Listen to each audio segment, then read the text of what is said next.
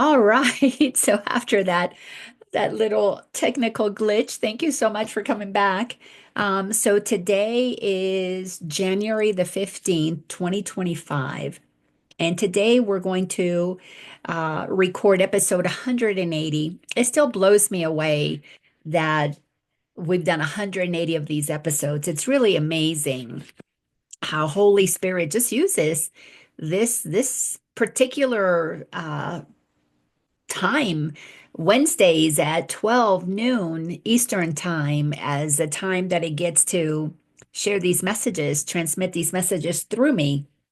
But I have been feeling this incredible mixture of energy over the last couple of weeks. I would probably say coincides with the start of the new year.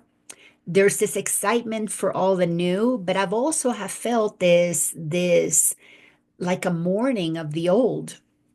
I don't live in the old world that I used to live in. I just don't. And I don't feel the connections with the institutions and some people and some things that were so important to me at one time. And I feel a physical shift of dimensions.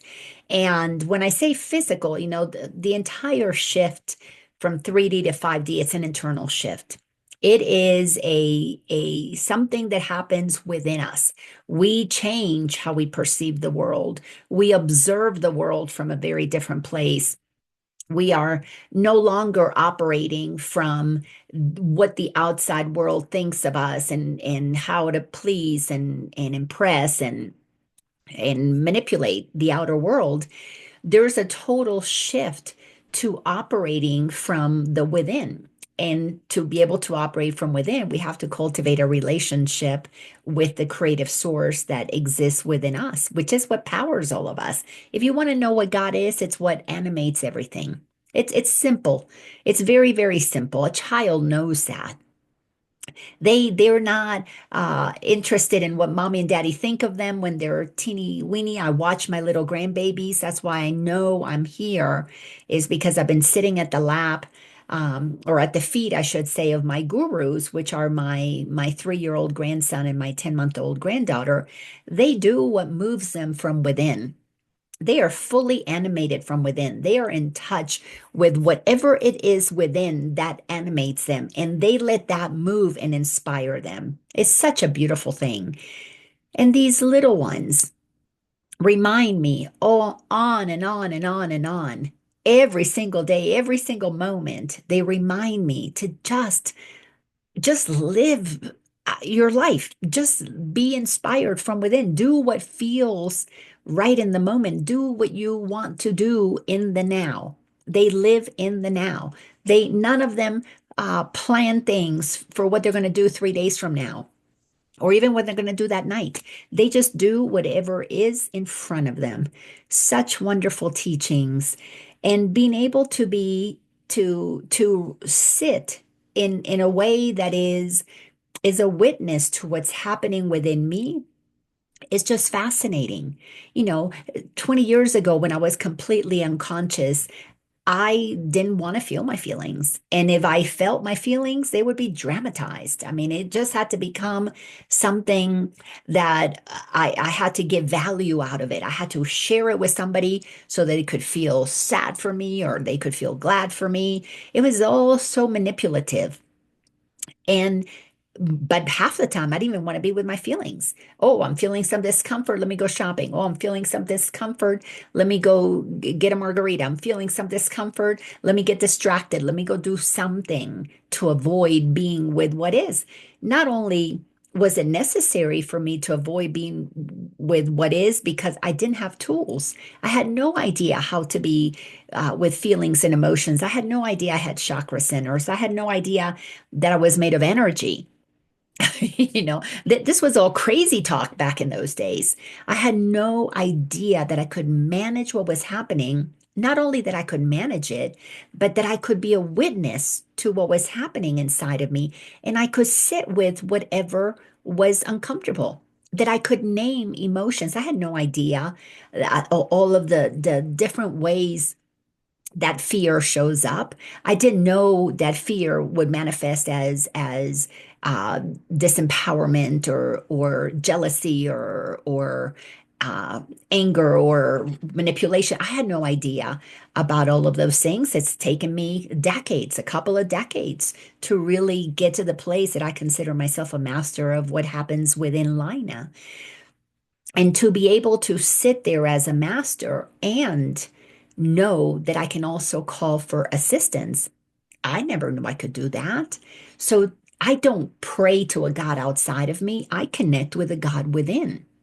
If there's something that I'm experiencing, like I said, this shift has been so clear moving from 2024 to 2025. I've left the old dimension. That is not my reality at all. It's almost as if the foot that was there has just been lifted and moved out into a whole new place. For me, I experience life from a sense of so much excitement, with a very clear knowing that those who don't understand what is happening are going to go through a massive period of suffering. It's inevitable because when what you thought was your reality gets pulled out from under you and you have no tools. I have tools now. It's taken me decades to get those tools. But when you don't have any tools, for example, the people in California that are losing, that have lost so much with the fires, people in North Carolina who lost so much with the floods. And I'm speaking because I live in the US, so I'm referring to this. But I know around the world, around the entire globe, there are so many who are losing whatever they thought was their stability. It is just getting pulled out from under them, and they have no tools or very little tools. And when I speak of tools, I speak of truth. How many of us grew up knowing that all of this is made of energy, that it is pure energy? Now, we knew that E equals MC squared. We knew Einstein's formula, and we all knew all energy equals, the matter that you see. But did you really understand what that means?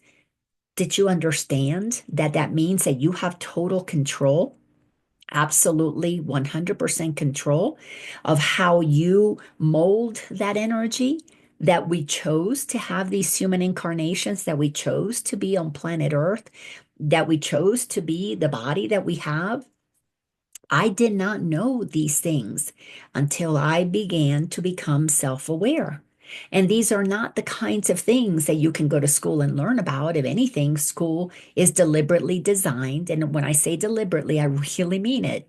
Deliberately designed to keep us from knowing the truth of who we are. Because as you begin to become more self-aware, you begin to understand the power that we have.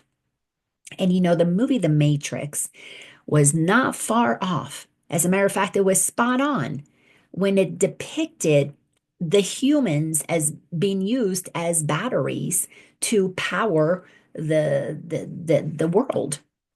And what I mean by that is that we, through specifically the education system, among other things, including the religious institutions, including the political systems, we have been conditioned to believe that what we are here to do, that the only way we get ahead is by sacrificing our lives to the almighty businesses, to generating cash, to acquiring things.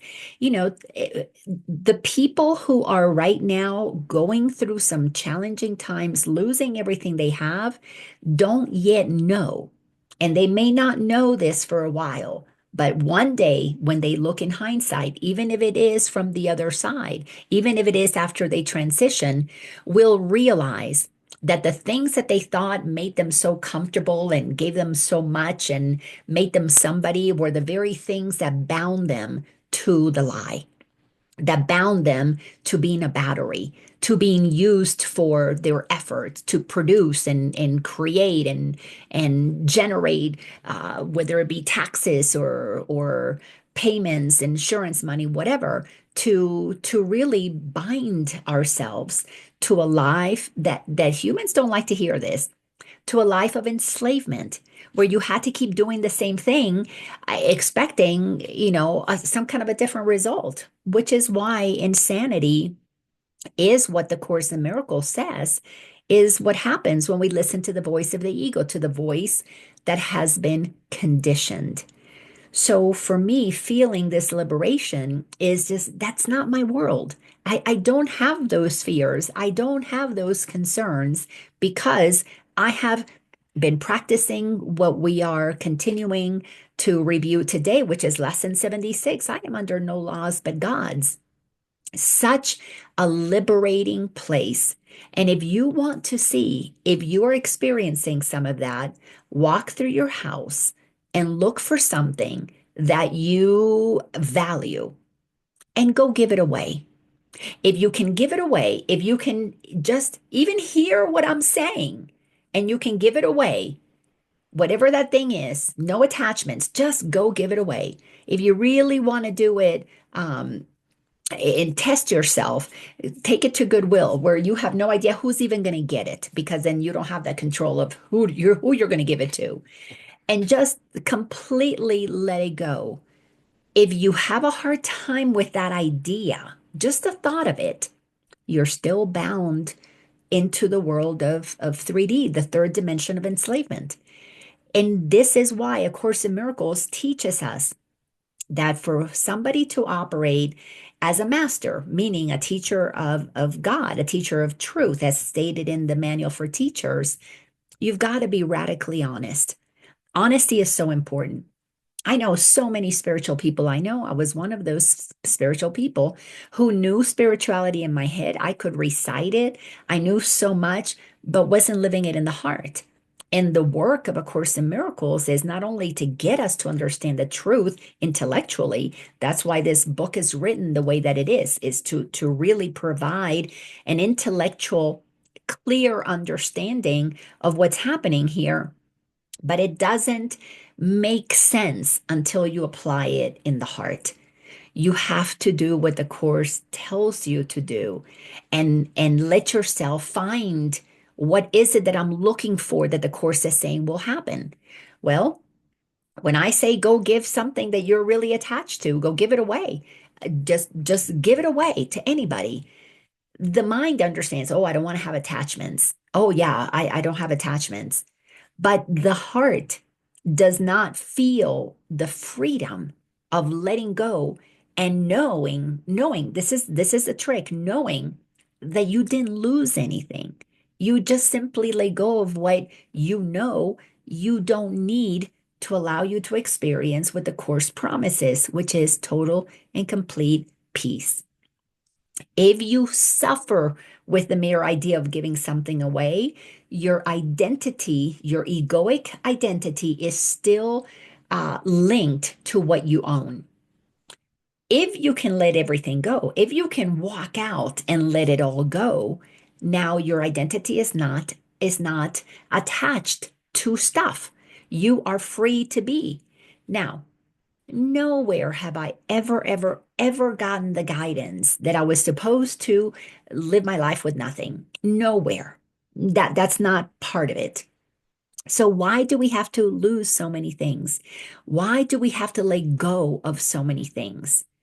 Because that is how we see the attachments. The attachments are beliefs that we have that without that thing, I can't be okay. Without that picture on the wall, things are off. I can't be at peace. It's not complete. The whole movement of interior design. I know that my original degree is in interior. That's what I am. I'm an interior designer by, trade, is all designed based on things being completing it being totally complete. You put these things, you put them in a certain space, and then you can step back. Oh yeah, that wall is done, or this room is complete. You have, it's like a sixth sense for what is missing, and that thing completes it. That's a training that we receive in this world that facilitates so many things that keep us stuck in the illusion. the whole world of design. And again, there's a beautiful side when we're operating from our soul. There are no rules to how things should be for it to look right. There is simply you do what feels good. You can walk into my little kids, my little grandbaby's bedroom, and they don't have degrees in design, and the room is exactly how they want it. The toys are where they want. Mama goes and puts them in a certain place every night, organizes it. In the morning, those babies move them around, and they are where the babies want them. And it is beautiful to them, and it's chaos to mom, because mom's eye is trained that this is what is order and this is what is chaos. Where the little kids, when your ego is not about rules and it's not about this is the way it should be, it's about how it feels. And if you want to have this toy over here versus over there, and to mom it might look good over here, but to you it feels good over here, well then that's a movement that is taking place based on your heart being in connection with all that is, feeling your way through what is there. So back to why so many right now are going through the process of loss, and there is so much more coming. I am not a bringer of gloom and doom. I am a bringer of the truth that is going to be necessary to facilitate the untangling people from attachments. And it typically has to happen with something severe. Again, most well-meaning spiritual people, when the thought of giving up the things that they have worked so hard to possess, again, part of the programming, you work so hard for this, so you got to hold on to it. Um, the thought of letting go of things that we think are valuable, that we've given, value, assigned value based on what society says, that we believe are what make us free or make us safe or make us, give us a beautiful place. Those things must be let go of for us to really understand if we're free or not. There is no way to prepare the mind to believe that you're not your stuff until the heart completely feels the freedom of not being bound to things, not being bound to stuff. So as we move through this lesson, I am under no laws but God's. This is a place where, again, I see so many people who study these teachings and who can recite maybe even this lesson and tell you that they live under no laws but God's, but are out there following the rules so they don't get in trouble. Well, they're not living by God's laws. And again, I am going to say that I'm the first one to tell everybody, follow the rules if that feels better for you, if it feels safer for you, if it gives you a little sense of more peace, if it's too anxious to let go of something, if it's too anxious to let go of your health insurance, if that makes you anxious, then don't do what makes you anxious. Do what allows you to feel peace. But again, this is where that the one of the characteristics of mastery comes in. Are you being honest? It requires an incredible honesty to say, no, I've got to follow the rules because it makes me nervous to not do that. Then you have right there a place where you can begin to question, well, what are these rules that I am needing to follow? What are these laws that I feel like I have to follow? Otherwise, I'm going to get in trouble. Then you can begin to see intellectually, these are the beliefs that I have bought into, that society has bought into, because we're not only working through our own personal liberation, but we have a collective liberation to go through. And collectively, we agreed to the laws of the ego. We agreed to following the rules of man. So we are dealing with things, even though there's only one thing happening here, every single one of us is the one child of God who has projected this world. I know this sounds like crazy talk, but there's really nobody out there. I'm not talking to anybody else. I'm really talking to myself, projected out there as if somebody's listening to me, because what I give to you, I'm giving to me. So yes, all this stuff sounds crazy until you begin to feel it and apply it and experience it. Then it's absolutely, I mean, the word change doesn't even do it justice. You totally get that you are playing a game. You completely realize that you are the creator of your reality. That is why the liberation that is the most important one is liberating your mind from the shackles of the egoic collective consciousness.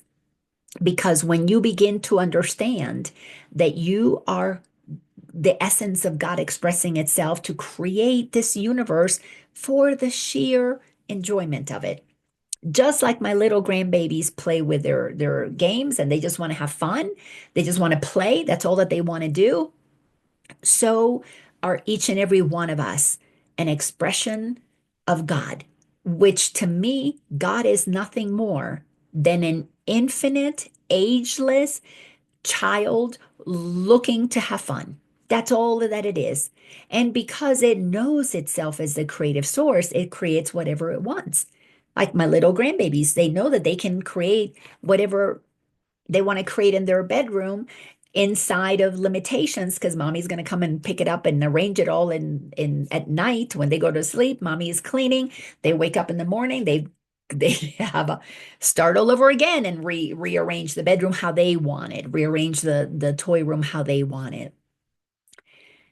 But nothing is more liberating than realizing, yep, I create my reality.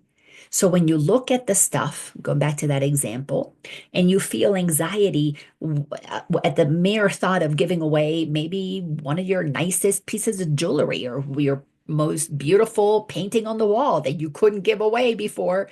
Oh no, I can't have that emptiness on the wall. Um, then in honesty, you say, why am I creating this discomfort? Because it's not the painting that is creating it. It's not the suggestion that I'm making. I'm not the one creating that discomfort for you. The discomfort comes from an internal decision that you need to give something up that you believed made you feel good, that you believed gave you peace or security. Because that thing that you think will take your peace from you is what you have created a belief to say you have power over me. If you go away, then I get to be less. Then you sit and you observe that. If you're really committed to total liberation, you sit and you observe that and you go, why did I create that belief? Why do I want to experience discomfort by getting rid of a piece of jewelry or a painting? Why? Why do I want to do that? And then you sit there and you'll always come to only one answer because I wanted to. I wanted to feel what it's like to feel discomfort. Oh, I wanted to feel what it's like to have to know that I'm not affected by stuff. Everything that we feel it because we want to have that experience. When our ego mind is trained into believing that we have to have all of these things so that we get to feel okay, it's because we're under that control, mind control, you could call it. We're under the control of those who need us to keep buying all of these things so that we can fill up our homes with all kinds of stuff that somewhere, somehow provides the opportunity for somebody to make money off of it. That's why we are enslaved. That's why we're batteries. We are feeding a system that runs on money.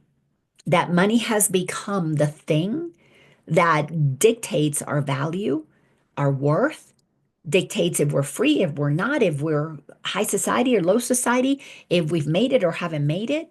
We have decided to incarnate on a planet that runs on money. Nothing wrong with that. Again, that's what's so exciting about coming to the place of realizing, oh, okay, I did that. I chose to incarnate. I chose to participate in all of these things.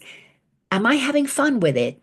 Absolute blast. I had an absolute blast when I was getting my degree in interior design, when I was learning about these are the right colors, those are the wrong colors. This is the right furniture, that's the wrong furniture. Do you know how many things I bought so that I could always be in the right trend and I got rid of what was no longer in style? According to who? According to the people who were selling me magazines, who were selling me furniture, who were selling me all kinds of things. And but it was fun. So I have nobody to blame, but I have 100% taken responsibility. I'm sorry about that. Taken responsibility for how powerful I am. And I have decided that I don't ever want to feel bad. I don't ever want to feel good based on something external. I only want to feel the presence, the joy, the clarity, the certainty of who I am, which is the creative source experiencing things as one who is just there in the moment, enjoying whatever is before me, just as my grandbabies enjoy whatever is before them. Whether it's playing outside, playing inside, playing with a puzzle, playing with a book, sitting down, eating, or having a quiet moment. Just simply being in that, in which they don't do a whole lot, but when they do, it's just really sweet how they just they just relax into that moment and enjoy it. So lesson 176, I'm sorry, 76, not 170. I don't know why I added an extra one. We're going to go to paragraph number 10. Last week we looked at paragraph number 9. And in paragraph number 9, sentence number 2 is so profound. It was telling us, dismiss all foolish magical beliefs today. All of those beliefs that you need this, you need that. This is what makes you happy. This is what makes you somebody. This is what makes you free. This is what makes you rich. This is what makes you special. Dismiss all of those foolish magical beliefs and hold your mind in silent readiness to hear the voice that speaks the truth to you.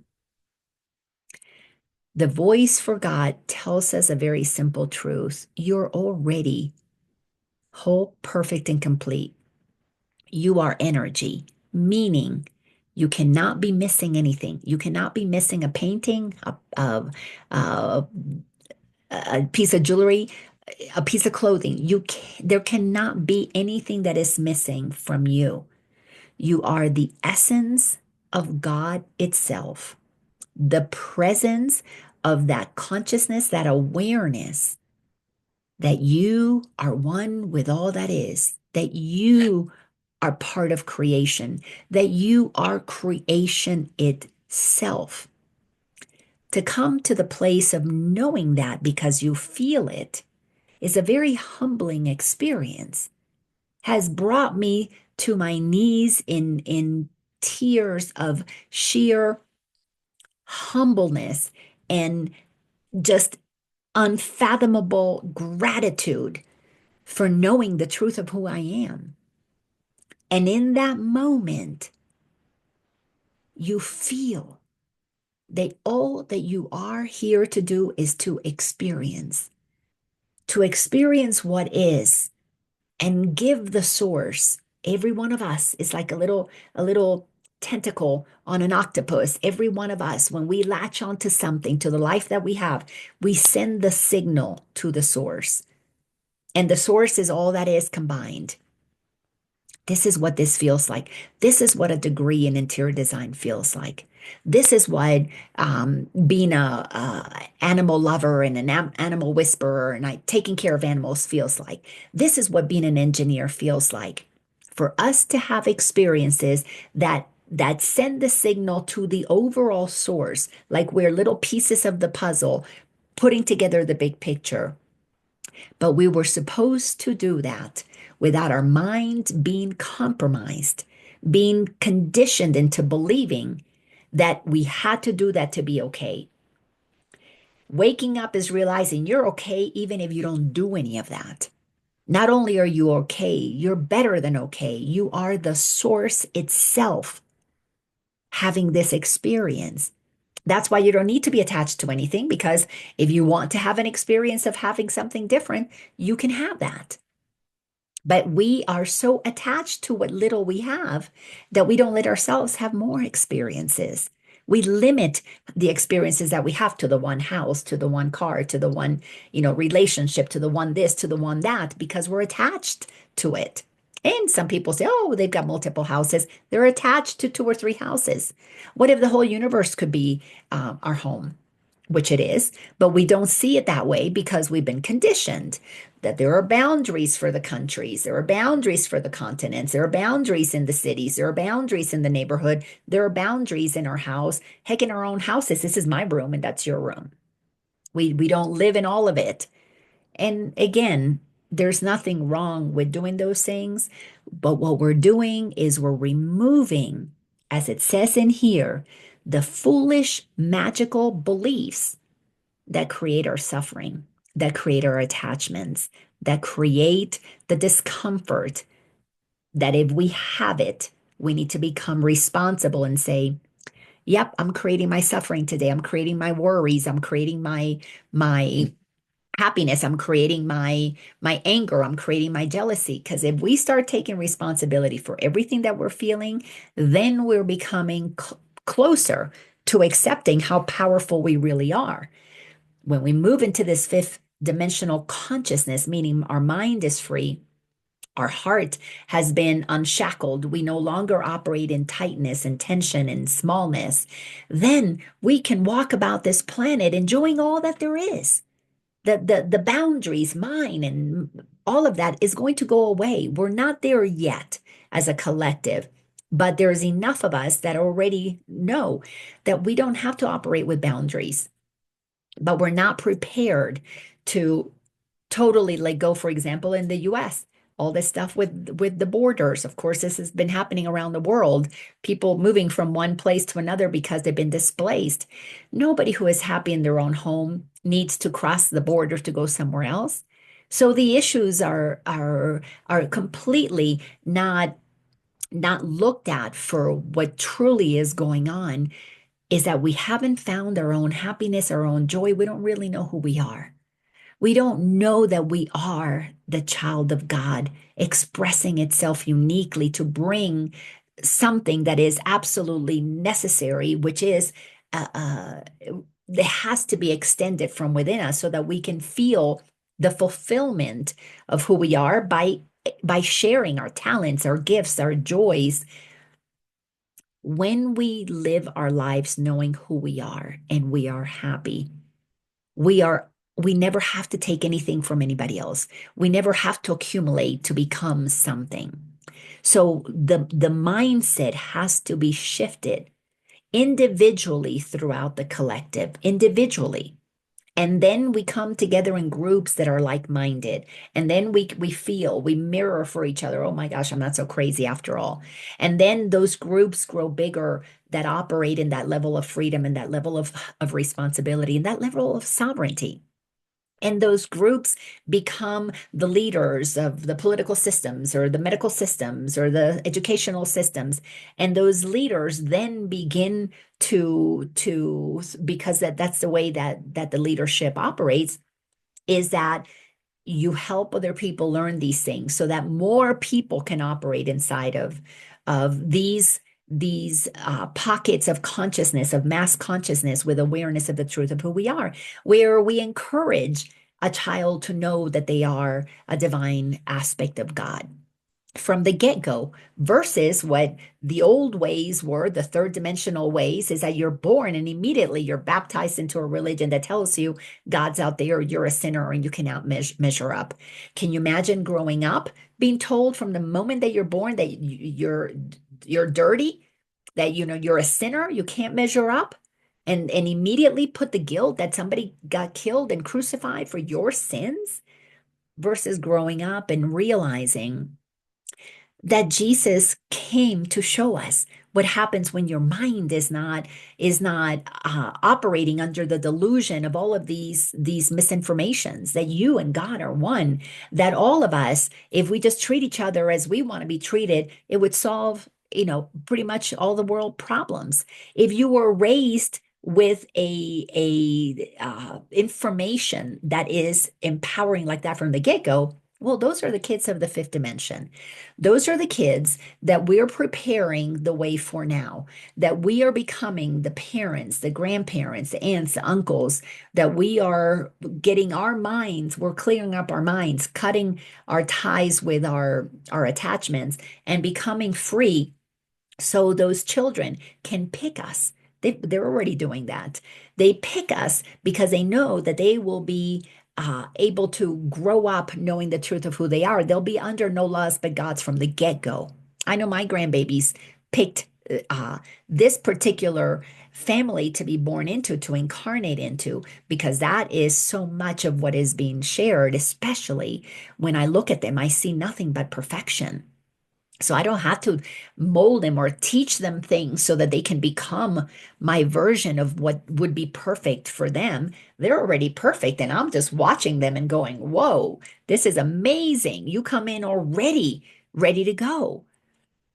So paragraph 10 says, hear him who tells you this and realize how foolish are the laws you thought upheld the world you thought you saw. Then listen further because that's what's so important about these teachings in the course. We've got to come inside. We've got to listen. We've got to hear the intuition that guides us. I see stuff that's going on in the world. I sit, I check in, and God internally, I feel it. I hear it. I hear the guidance. Don't do this, do that. Don't participate in this. Let this go. Do this. And it's so amazing because things begin to align and it just makes everything so effortless. He will tell you more if you're willing to listen about the love your Father has for you, about the endless joy he offers you, about his yearning for his only son, his only child, because we've got to think of ourselves as the only child of God, created as his channel for creation, denied to him by his belief in hell. Whoa, that's so much in there. All right. The Course speaks to us that God has one son. It's not that God has one male son. This is really written in a very specific way, Christian language for people who believe in father, male figures, and son, because we're used to the Father, Son, and Holy Spirit. And so we're used to that word son when you're come from a more of a Christian kind of background.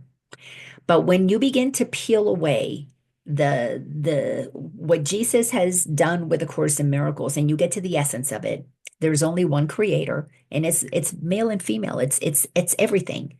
And there's only one child, and it's male and female. We are all of it. When you come to know your chakras, when you understand your energy centers, you know that there is masculine and feminine. We are very perfectly balanced, but we express ourselves in one way or the other for the purpose of coming together into union with others. So that we connect because you complement me. The masculine feminine energies complement each other to create oneness within like a marriage, a relationship, oneness within a partnership, work partnership. One has this skill, one has the other skill. They come together and we come together to complement each other. Think about it this way. This was a beautiful visual that I got a long time ago, is that God created humanity and created, and I do this in a workshop that I haven't done in such a long time, but it's like think of a heart. Just create the shape of a heart, and then you cut it in half, and you have these two halves. And these things get placed. One incarnates in one body, one incarnates in another body. So these two halves can come back together, so that they can come back and create that heart, that love that brings. It's like you find your soulmate, you find the other one that completes you, because there's something beautiful about complementing one another. So, so when once you let go of the mind thinking, oh, God created sons only, and let that go and understand that there is one, each and every one of us is God expressing itself to come into unity for the purpose of the joyful fun of completion, coming together. and complementing. 'Cause to me, that's what completion is. We complement each other. So here we are being told that if we sit and listen to the God within, we will be able to discern what is foolish, egoic, human made rules and regulations. So, for example, right now, I am watching what's happening in California and seeing all the devastation. The God within would say, easily, if I am the leader of my area, let's say the state of California, the governor of California, and I didn't do a good job and things happened that were devastating, I would humbly bow down and say, okay, let me get out of the way. Let's let somebody else take over that maybe knows how to do this better. I would be so apologetic about anything that I've done, that in the game of being the governor, of the people who believe that they're in California, that this is a separate state inside of this country, that it's a separate country inside of this continent. And we took an honest assessment to what is happening, we would realize, oh, I didn't prepare very well for this. We would be humble enough to recognize the errors that we've made. But the laws of the ego, oh, this person stays there because, they were elected, so they're going to be there for the 4 years or 10 years. I don't know. However long the laws of man dictate that this person stays there, or the laws dictate that they can only be removed by if they do certain steps. When you look at the insanity of the laws that we have, it makes it so difficult to literally take responsibility for things, clean things up, because the ego does not want to admit that it made mistakes.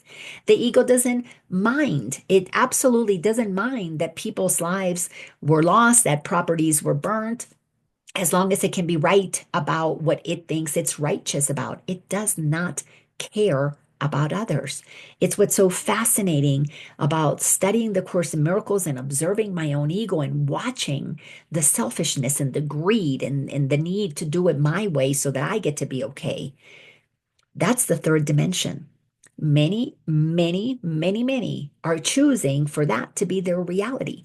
A world of controls, of laws, of regulations, of things that are nonsensical, that it makes it difficult to change things. Another one of the crazy things that I heard was that people came from different states, even different countries, from Canada, came to California. And when I say people, firefighters bringing equipment to help put out the fires in California. And the human laws said that the emission system in California for the vehicles is different than maybe in the state of Oregon. So if the vehicles came from Oregon, well, we can't use your trucks to put out our fires in California because they failed the emission inspection um, in our state. When you think about the insanity of something like that, you realize how absolutely foolish are these magical beliefs. Magical because they're made up. We make them up. And because we lose our all common sense when you begin to operate under the ego's laws, you can't in the moment, like my grandbabies, in the now moment, decide, you know what? The house is burning. Let's put the fire out. We'll worry about the emissions later. Who cares if the cars are of the fire trucks are putting out bad emission in the middle of fires? The whole air system is polluted with fire. What would a little more pollution do to change anything when the house is burning, when the people's lives are at stake? How about we take care of preserving life and using that water to take care of that and deal with the details later? The mind that is operating under foolish egoic laws can't do things that are for the greater good because it's always selfishly oriented. Well, I can't let that vehicle come in here because I'm in charge of the inspection and I don't want to get in trouble. And I don't want to lose my job for allowing cars that bring in emissions, or fire trucks that bring in emissions that are harmful. Hello, look at the bigger picture. This is why when we operate under the foolish laws, then we stop listening to the voice for God that is always inspiring us under the laws of God's to always do things for the greater good of all. This is why you can't be selfish. This is why you must be humble. This is why we have to lose our attachment to things, because in our attachments, what gets revealed are our selfishness. Is our egoic need to have things my way for me to be okay. Because, see, if we all had to start caring about everybody else, if we all had to start really operating as a community, we would not tolerate anything that is nonsensical like that. We would come out in mass and say, stop this nonsense. Nobody's going to get fired over the emissions. We need the fire trucks here. Common sense would prevail. But common sense cannot prevail when everybody is taking care of themselves, protecting their own, as they say, covering their own asses.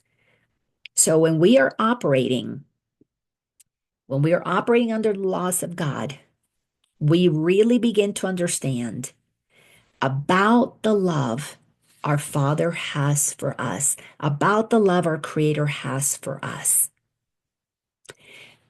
about the endless joy that is being offered to us. It's a joy that says, if you are operating for the greater good of all, everybody gets to enjoy everything. It is it is a system where when I win, all of us win because there's an understanding that we are one. What I do for me, I do for you.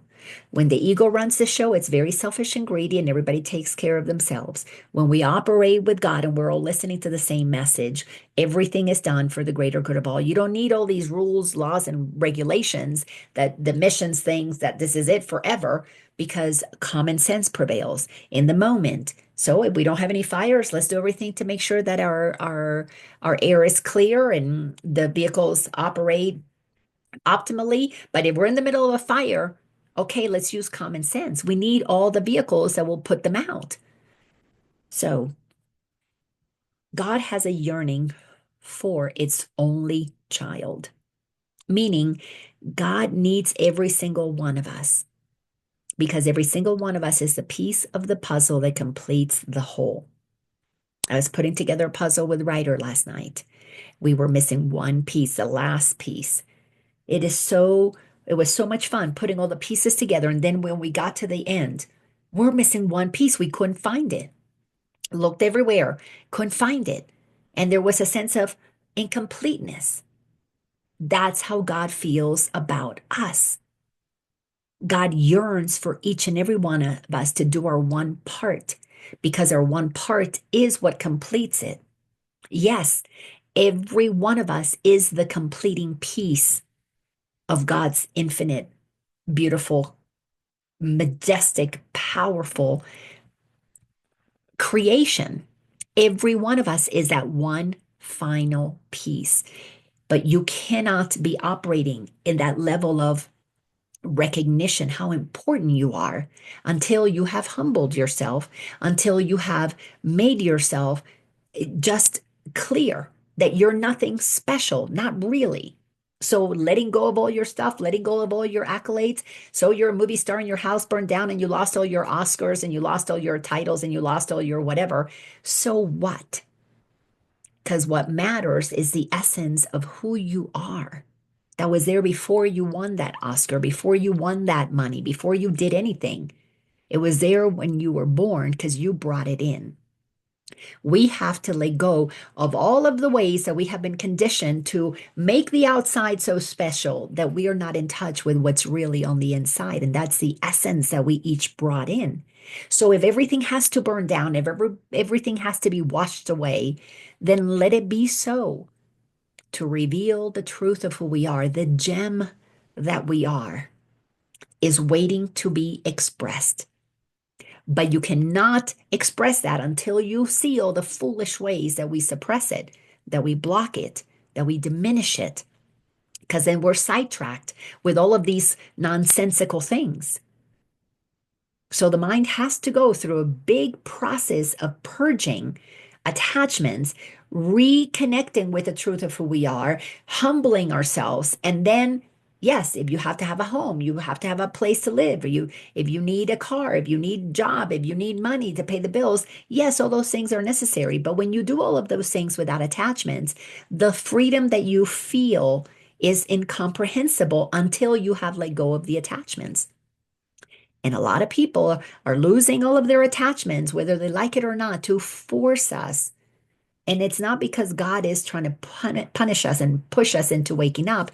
It's to force us to experience what we said we wanted to discover in this lifetime, which was to free ourselves, to become sovereign in this lifetime so that we could bring the light of God back to the world because each and every one of us is the light of the world. So to let the prize be revealed that we are, to complete that final piece of the puzzle that we are, we must let go of everything that distracts us from the humble awareness of the truth of who we are. And that's why it tells us here. There's this endless joy that we experience when we tap into that well. Look at any child that's not fully conditioned, and you can see that joy in them. About his yearning for his only son, created as his channel for creation. We are created to create. Every one of us has these incredible ideas, these incredible, unique things to bring to the world, but it's difficult to bring those things to the world when you're busy conforming to the world. When you're busy paying your bills, paying your taxes, filling out paperwork. Do you know how many thousands of hours humans spend doing the useless, nonsensical stuff that we call taxes? Absolutely believe that we all have to participate and do the things that are necessary to maintain the greater good.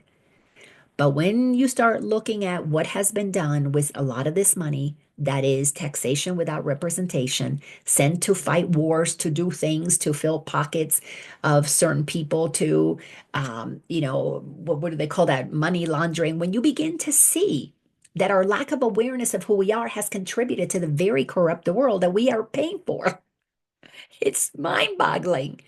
And that's why we need to accept our responsibility so that we can see that we have contributed to the building of this foolish, nonsensical insanity that some of us are stepping out of because we can't live in that world anymore, so we can't keep feeding it.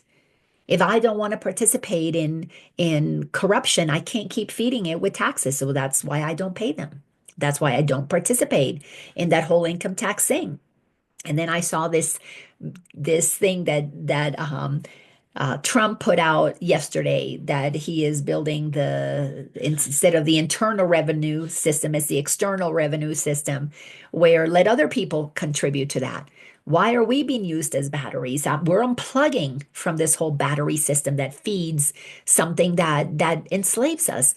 But we have to first see that we're the slaves so we can cut the chains to the enslavement that is time for us to recognize it's only possible with our participation.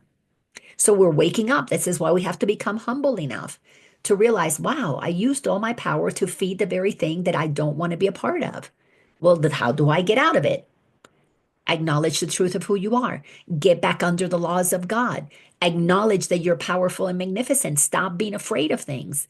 Let things go so that you can see that who you are still exists. Even if your stuff goes away, who you are still exists. But we don't know how to tap into our true selves because we're distracted maintaining all of these other things that put on a facade. Oh, I'm my stuff. I'm what you see. No, you are the light of the world. You are right here, as it says, created as the channel for God's creation. There's a uniqueness that only you can bring to the world, that we see it in babies, but through the schooling years, we are basically homogenized and turned into the same thing. Everybody then does the exact same thing, participates in very similar things, all become the same when God created us uniquely different. Denied to God, we deny to God being a unique expression of its creation by our beliefs in hell. Our beliefs in hell is our belief that if we don't follow the rules that government decided, that we're going to be in trouble. When you're more concerned about being all that God created you to be, you find a purpose that is absolutely so beautiful, so empowering, so clear, so direction giving that you don't care what the government does to you. You don't care who comes after you because you recognize that your ability to be under no laws but God's motivates you, inspires you. In the stillness, you get inspiration that tells you exactly what the piece of the puzzle that is necessary to complete God you are here to bring.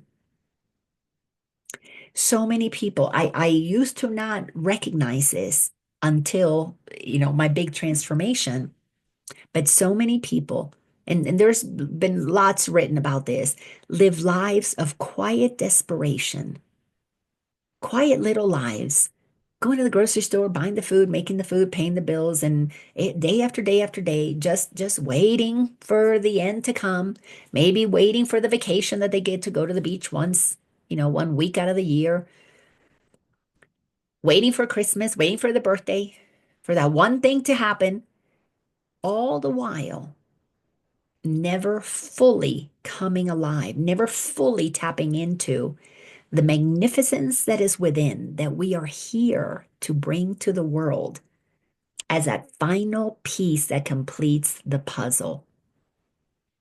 That's how important each and every one of us is. But we can't tap into that knowingness until we let go of these foolish magical beliefs that have us think so little of ourselves. So little. We think so little. And yet these babies come knowing so much, and we send them to school to help them forget how amazing they are. We teach them to conform to the rules and be good little citizens so one day they'll have a job and pay their taxes and end up being the battery that feeds the system, a foolish system. So selfish because those who understand how powerful we are and take advantage of us are only serving themselves. Those who understand how powerful we are and are willing to do whatever it takes to be an example of that free spirit, help liberate the rest of us, help provide the inspiration. It's so diametrically opposed those who operate in service to self, those who operate in service to the greater good. But you can't serve the greater good until first you serve yourself by loving yourself enough and acknowledging that anything that you feel, it's you who generated it. So if you are scared of letting go of something, look at why you're scared. Look at why you create that experience for yourself. And when you decide that freedom is all you want because freedom is how you were created, then you know what you're returning to. And we're basically returning to being like a little child. That's why Jesus said that so many years ago. And it's still truth today. I want to be like my grandbabies. I want to have that level of freedom. Thank goodness I'm here with them and they get to be my gurus. I'm learning so much. My fifth dimension experience is basically that, is living as that child of God that I know that I am, that they are. And they're just a mirror reminding me of the truth so that I can connect with that. All those other responsibilities that we've been told we're supposed to do, I do them because it's fun. Some of this stuff is fun, but not because I have to. Doesn't prove anything about me. My net worth doesn't prove a thing about who I am because my self-worth is determined by how God created me and my acceptance that that is my truth. And that is the only law that I follow, which is God's law, that I accept that I am whole, perfect, and complete, created to extend the kingdom, created to be an expression through which more creativity can flow and keep bringing more uniqueness that only can come through the vessel known as Laina. And with that, we're complete for today. So if anybody has anything you want to share about this, take what resonates, leave what doesn't. This is not The truth that I think anybody needs to subscribe to is a truth that has set me free, and I share it. So if you like it, take it. If you don't, it's okay. It's all good. You're the creator of your reality. Lina, this was a really great transmission today. And when you got to that last line, denied to him by his belief in hell, um, it brought back a memory that my grandfather used to believe that hell was right here on earth. Mm. And when you were describing that, what that sentence actually meant, I could feel his words and the energy of those words that he used to say. So that was interesting. So he knew he had tapped into something Hmm. amazing. Wow. Yeah. Yeah, we have Yeah. created such a hellish world. I mean, oh my gosh. But it's not going to dissolve until we pull our energy back. Yeah. We have to do the work to pull, to look at it and say, no, I'm not going to give you my power anymore, Yeah. contribute to hell anymore, because I'm not going to do it. And that takes a lot of courage. Why? Hmm. Courage is such a high frequency, and most humans right now are not that courageous. I've become bored with hell. I'm willing to do the work to experience something different. I love it. I love it, sweetie. Well, I'm so excited because Friday I go off on my 1 month adventure. So I look forward to seeing you, part of my first stop. So I'll see you in a couple of days. Okay, we can't wait. We're getting ready for you. Thank you, thank you. All right, love. Thank you. Thank you, sisters, for joining me. I so appreciate you being here. All right, take care. Bye bye.